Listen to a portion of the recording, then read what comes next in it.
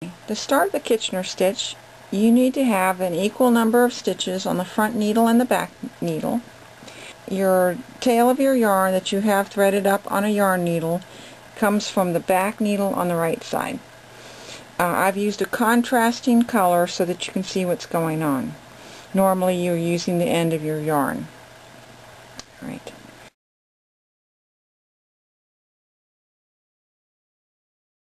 The first two stitches need a special prep because we want to go through every stitch twice from the purl side and the knit side. The end stitches are different because if you start just pulling them off, you've only gone through them one time. Go to the front needle and you're going to come in from the purl side and leave it on the needle.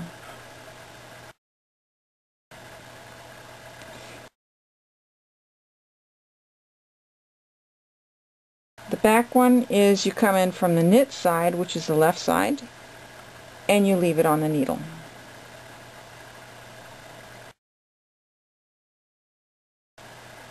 Yarn travel should be under your needle, so let me do that right. Okay, going to the back and I'm coming in from the left side. There. Alright, there are two schools on how tightly to pull this. I go ahead and simulate what would look like a knit row. Some people suggest leaving it very loose and then in the end working it and pulling it as tight as you want. You can go either way with that. But now I'm good to go. I'm ready to start. On the front needle you're going to knit and purl, and it's always slip off and leave on. Okay? So I'm going to knit it and slip it.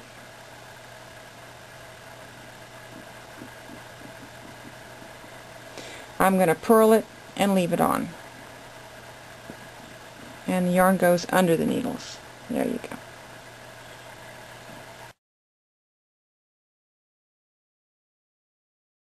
go. On the back it's purl knit, but it's still the slip off leave on. So I'm going to purl the first stitch and slip it.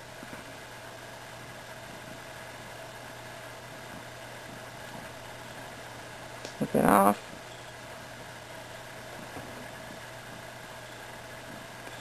And knit the second stitch and leave her on. Go back to the front needle.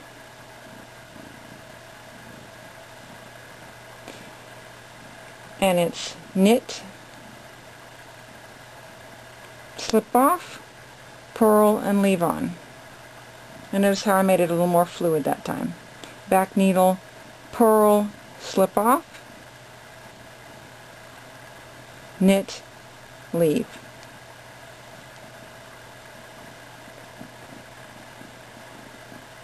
Again, knit, purl. So I'm going to knit, purl.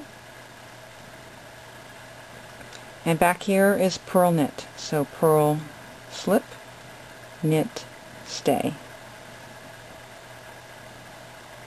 And you're going to do this all the way to the other end.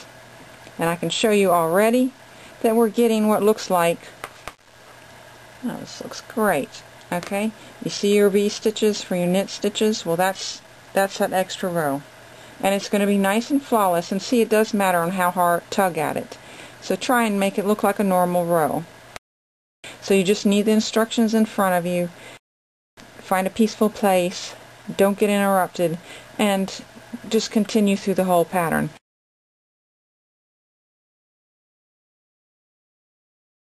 If you lose your place, and this is what I found out, that you put your work down and you don't know where you are, that's the scary part, and that's why people want to go ahead and finish it off undisturbed. If I put my work down and then I picked it up, I would look and see, and it's again the old clue that look where your yarn is, your working yarn. It's coming off the back needle, and it looks like I came in through that stitch with my yarn from the knit side. So the last thing I did was my knit the back. Okay? So that means I'm going to go to the front needle. So I could find my place if I had to. So don't freak out if you get lost. But just do it. You need to do it right because you can't fudge this one. So if I finished with the back needle, I come back to the front needle, and again on the front it's a knit purl. So let's knit this one, knit slip, purl stay. The back one is purl slip and knit stay. And you would do that all the way to the other end. Okay? And that is all there is to the Kitchener stitch.